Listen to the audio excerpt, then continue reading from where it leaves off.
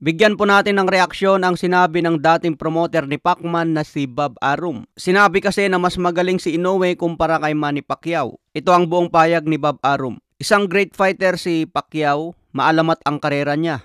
Pero mas legendary ngayon ang karera ni Naoya Inoue dahil nakayang umakyat ng division na hindi natatalo kahit isang laban. Hindi mo maikumpara ang alinman sa kanilang dalawa dahil pareho silang magagaling na manlalaban.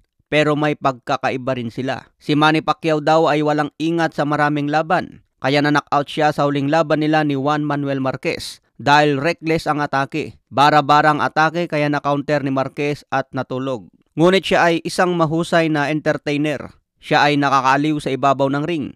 Kaya marami ang tagahanga at minamahal sa Pilipinas at sa buong Estados Unidos. Ngunit ngayon si Inoue ay isang mas disiplinado na manlalaban. Siya ay mas tama sa ring at mas mahusay na tactical fighter. Hindi ko naman minamaliit ang kakayahan ni Manny Pacquiao, pero tingin ko mas perfect ang skill set ni Inoue at mas matalino sa ring. Isang knockout puncher si Inoue at mas technical ang galawan. Maingat si Inoue kaya bihira magkamali sa ring. Hindi katulad kay Manny Pacquiao, reckless ang pagpasok sa kalaban. Yan po ang buong pahayag ni Bob Arum tungkol kay Manny Pacquiao at Naoya Inoue. Kaya bigyan po natin ng reaksyon. Reaksyon tayo sa sinabi ni Bob Arum mga tol. Pwedeng tama yung sinabi niya pero disagree ako sa sinasabi niya na maingat daw si Inoue.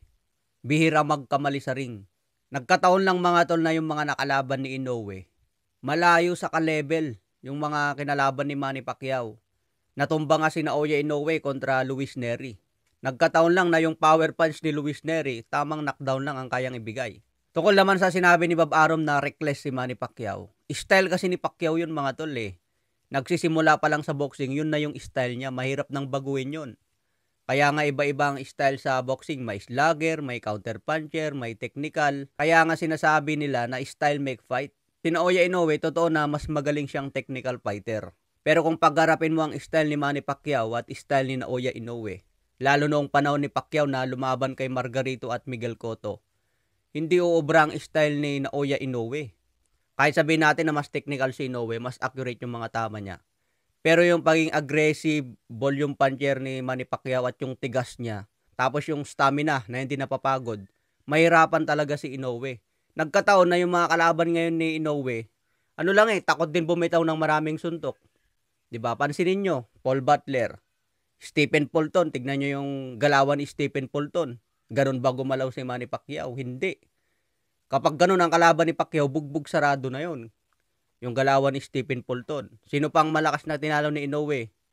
Luis Nery. O malayo yung galaw ni Luis Nery kumpara sa galaw ni Manny Pacquiao.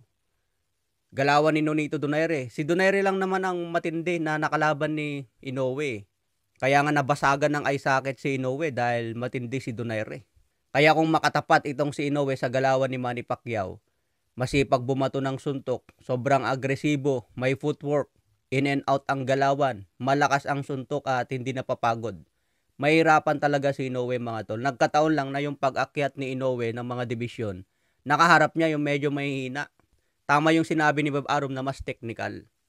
Pero yung ikukumpara na mas legendary daw si Naoya Inoue ngayon dahil hindi natatalo sa pag-akyat ng division, malabo yun mga tol. Nagkataon lang na yung mga nakatapat ni Inoue, hindi ganun kalakas. Yung sinabi rin ni Bob Arum na sobrang reckless ni Manny Pacquiao, hindi raw maingat sa ring.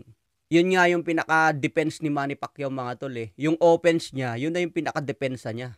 Wala namang boksingero na kayang gawin ng sabay yun mga tol. Sobrang aggressive mo tapos defensive ka pa. Natural yun kapag sobrang aggressive mo, sobrang dami mong bumitaw ng suntok, prone ka talaga sa counter puncher. Pero kung mabilis ka namang gumalaw, mahirapan din ang kalaban. Kaya nga si Juan Manuel Marquez umabot ng 4 na laban bago niya napatumba si Manny Pacquiao. Ganon siya kahirap tamaan. Si Marquez, nakaisa na lang yun kay Manny Pacquiao sa pang-4 na laban nila. So napag-aralan na talaga. Kaya kahit reckless si Manny Pacquiao, mahirap pa rin tamaan kasi yung offense niya, yun na yung pinaka-defense niya Okay mga tol, abangan na lang po natin yung next update mamaya. Ingat.